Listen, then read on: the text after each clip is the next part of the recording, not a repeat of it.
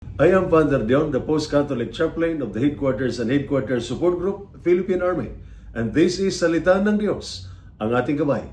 Today is Monday, 2nd day of June 2025 of the 7th week of Easter. In today's Gospel, Jesus said, "In this world you will have trouble, but take heart.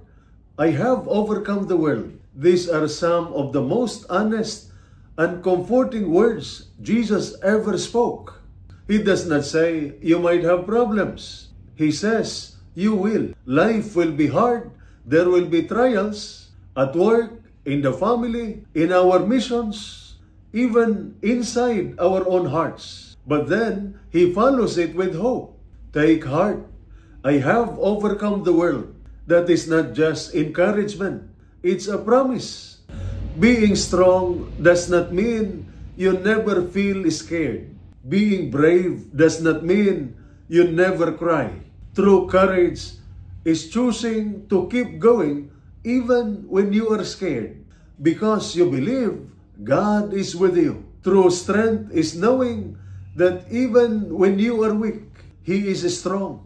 So, if you are going through something heavy right now, a family issue, a health scare, anxiety about your future, don't give up. You don't have to carry it alone.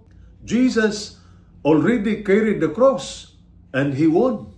And now He walks with you through yours. If you are a soldier, frontliner, or someone constantly under pressure, this gospel is for you.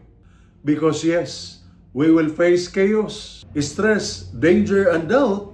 But Jesus says, take heart. His victory on the cross is not just for heaven.